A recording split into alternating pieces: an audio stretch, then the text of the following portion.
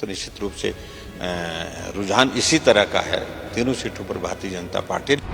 लेकिन सरकार ने बहुत दबाव डाल करके रखा है और जानबूझ करके ये चुनाव देर से कराने का मतलब यही था। इन तमाम बातों को लेकर के सचमुच में ये चिंता का विषय है कि अगर ऐसा है तो बहुत दुर्भाग्यपूर्ण है। भाड़े पर गुंडे लेकर के गोली चला। 3 विधानसभा क्षेत्रों में चुनाव चल रहे हैं, आज मतदान हो रहा है। हमारे साथ विशेष बातचीत के लिए यहाँ पर नेता प्रतिपक्ष जयराम ठाकुर मौजूद हैं। सबसे पहले तो जानना चाहेंगे कि कितना आश्वस्त हैं आप, क्या लग रहा है आपको कि तीनों सीटों पर किस तरह का समीकरण रहेगा, भाजपा जीत पाएगी?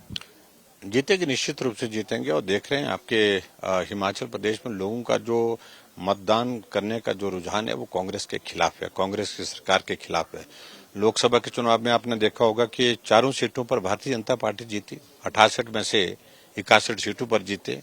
10 मंत्रियों के विधानसभा क्षेत्र में भी भाजपा की बढ़त रही, यहाँ तक कि मुख्यमंत्री के क्षेत्र से भी। तो इसलिए इन सारी चीजों को अगर हम एक सैंपल के रूप में माने तो निश्चित रूप से रुझान इसी तरह का है, तीनों सीटों पर भारतीय जनता पार्टी। लेकिन सरकार ने बहुत दबाव डाल करके रखा है और जानबूझ करके ये चुनाव देर से कराने का मतलब यही था कि सरकार अपने दबाव प्रभाव का इस्तेमाल कर सके, और वो कर रही है।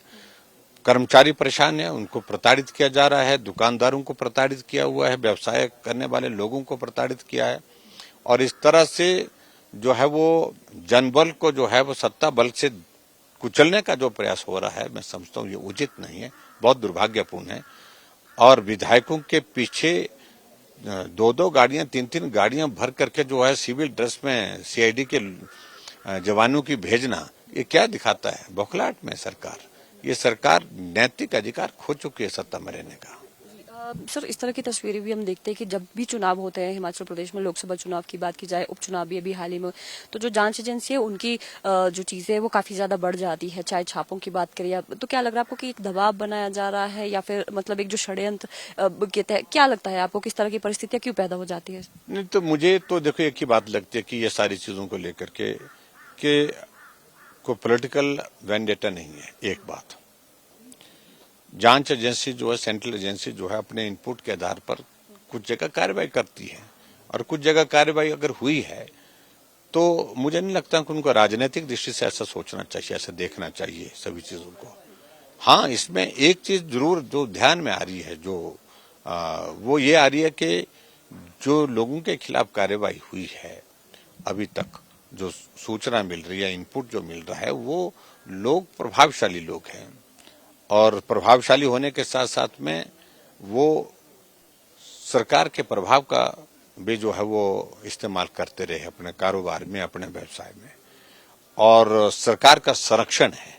इन तमाम बातों को लेकर के सचमुच में ये चिंता का विषय है कि अगर ऐसा है तो बहुत दुर्भाग्यपूर्ण है, और मुख्यमंत्री को ये सारी चीजों को स्पष्ट करना चाहिए, मेरा मानना ये है।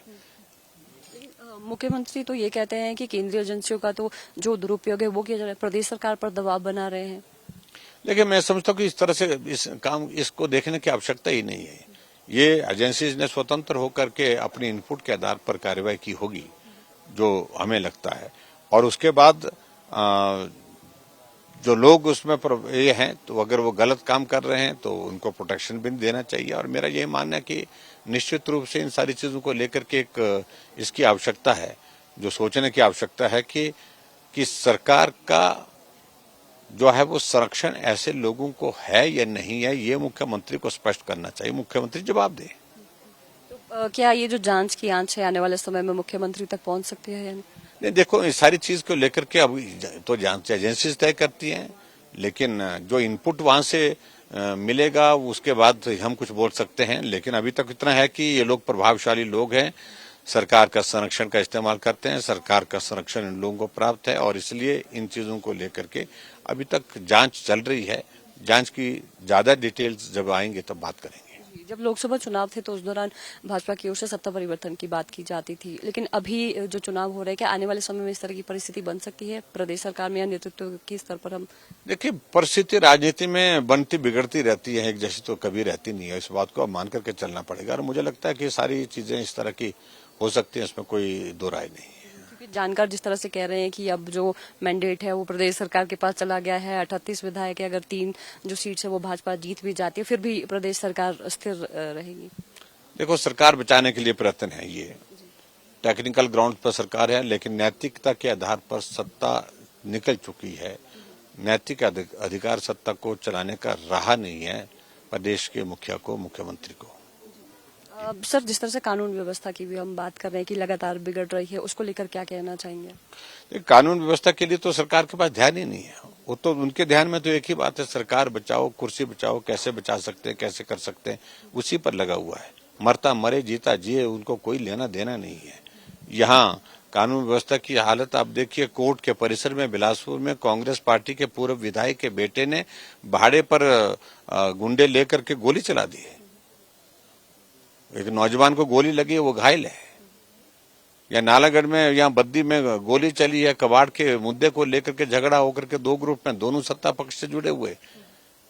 तो ऐसी चीजें बहुत बड़े स्तर पर। और साथ में हिमाचल प्रदेश में 18 महीने के कार्यकाल में लगभग 100 लोगों की जानें चले गई, 300 से ज्यादा बलात्कार की घटनाएं हो गई। और ड्रग माफिया का तो कहना क्या, पूरा संरक्षण उनको दिया जा रहा है। नालागढ़ के हम चुनाव में अभी देख रहे थे कि चर्चा का विषय बना हुआ है कि कांग्रेस पार्टी के प्रमुख नेता जो है, जो ड्रग्स के जो जितने भी इस तरह के जो पैडलर हैं, ड्रग्स के जो इस तरह के प्रचलन में लोग जो शामिल है, उनको संरक्षण देने वाले लोग कौन है? प्रभावशाली लोग हैं, जो सरकार में है, जो सत्ता में है। कुछ लोग चुनाव लड़ रहे हैं। तो ऐसे ये चिंता का विषय है। जनता का पूरा सहयोग लग रहा है आपको इन तमाम चीजों को देख? निश्चित रूप से मैं देख रहा हूं कि बहुत बड़ा बहुमत भारतीय जनता पार्टी को इस लोकसभा के चुनाव में मिला है। और आज भी मैं देख रहा हूं, सुबह से जो इनपुट हमारा है, कि बहुत जोश के साथ लोग मतदान करने के लिए मतदान केंद्र में जा रहे हैं।